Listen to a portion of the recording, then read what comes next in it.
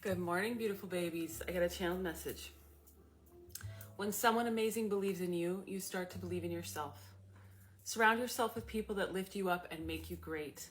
When you surround yourself with low vibration energies, they will inevitably bring you down. Now, I know some of you already know this, but are choosing to stay with people that don't treat you well because it's convenient and you want someone around. And I understand because I've been with people that didn't treat me well in relationships, in my family dynamics, with my friendships, pretty much my entire life up until last year when I started cutting people out in a very serious way. I don't have anyone from my past in my life currently. That doesn't mean that some of the people from the past won't come back as changed versions of themselves, in which case I will reconsider inviting them back in, because we all have the opportunity to grow and change. People do change.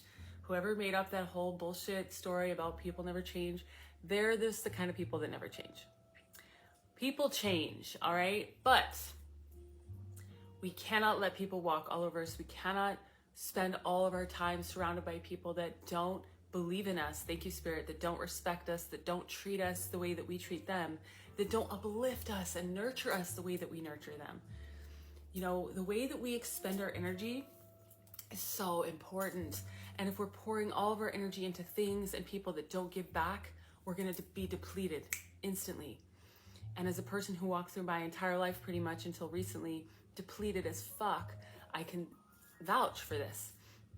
When you surround yourself with a lot of people that are taking from you all the time, and you're an empath and a giver like me, and you're just giving all the time, you are going to burn out. And you're probably going to resent those people as well.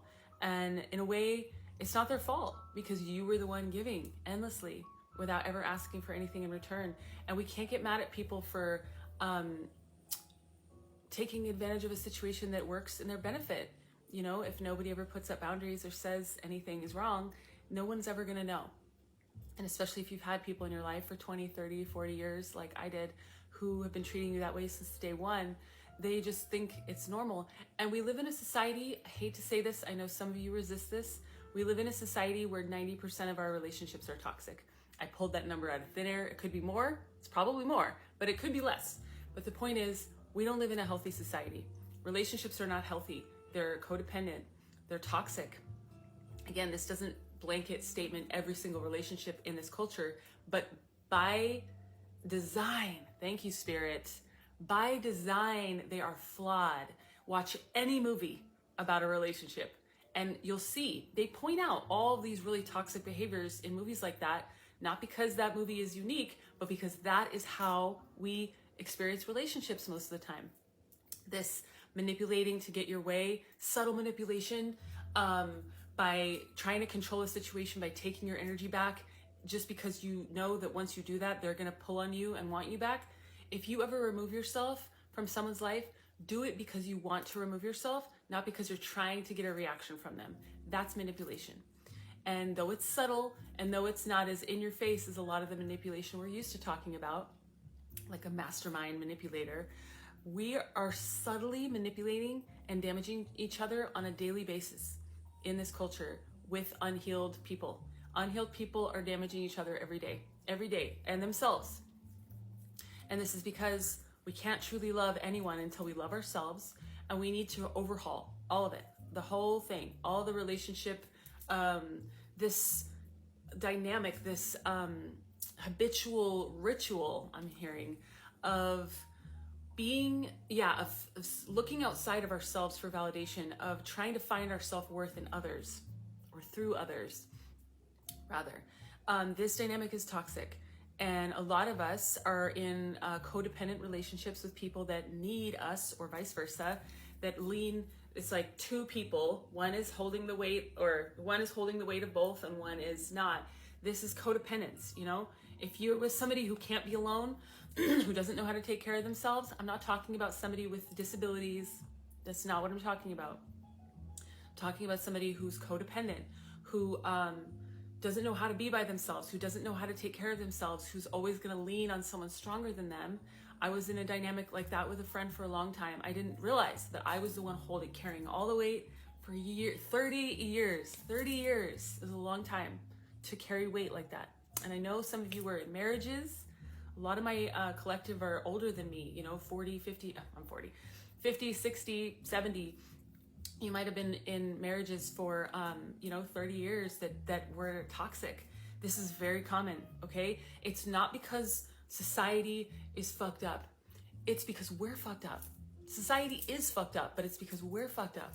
Until we start doing the healing, everything we see on the external is going to look like this, because we need to go inward and do the healing. The healing starts within the collective.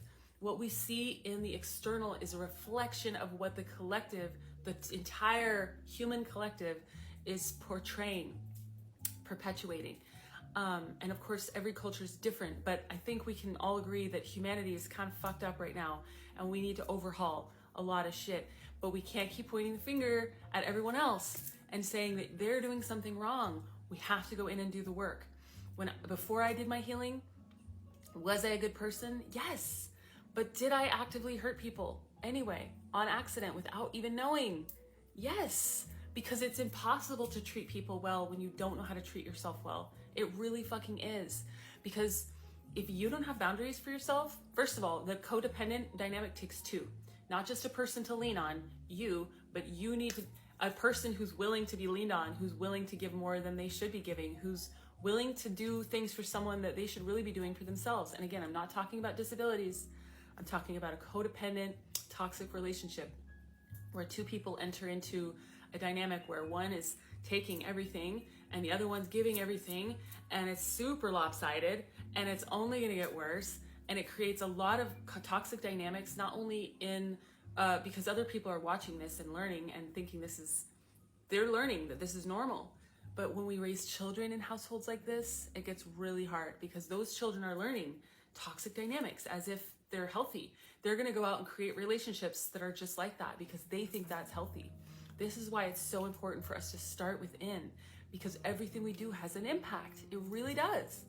And I wanted to share that when I started cutting people out of my life, I heard through the grapevine that one of them took my action as permission to do the same in their own life with toxic people that were not treating them well. And I really felt good about that. That made me feel really, really good. Even though they didn't understand why I left them, and probably there's a whole storyline about how I'm selfish or a horrible person. I don't even care. Later, learning that they took that as a cue. See, this is what I mean. People are watching us.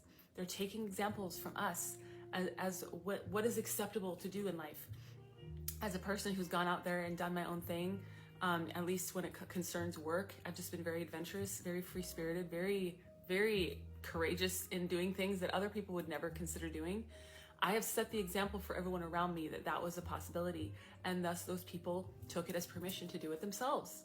People who would never have otherwise done that had spent enough time with me to see, oh, like this is a way to live. Okay, I'm gonna try this.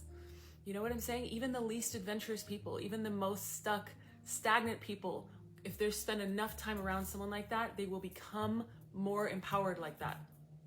Your impact matters. How you live your life matters. How you treat people every day, how you treat yourself every day matters. Go to therapy if you haven't been therapized. Go heal your trauma if you haven't. Spend some time getting to know your inner child. Do an inner child meditation. On my YouTube channel, if you scroll all the way to the bottom, I have a couple saved playlists.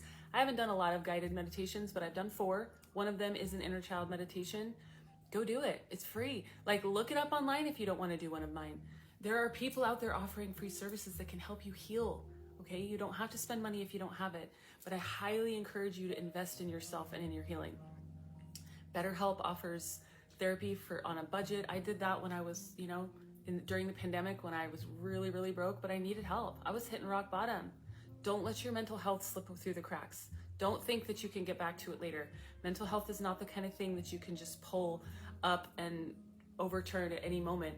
If you start going downhill, you need to start taking action to get better, okay? Don't hit rock bottom. Not everybody makes it out from there. And I know, because I almost didn't, all right? I almost didn't. Take care of yourself. Take care of your mental health. Heal yourself. And know that you are loved, that you're safe, all right? If you need some support, I'm going to put my website is sacredmuseproject.com, but I'll put it in the description box. I'd be honored to help you. Keep going. You're not alone. I love you. All right? We've got this.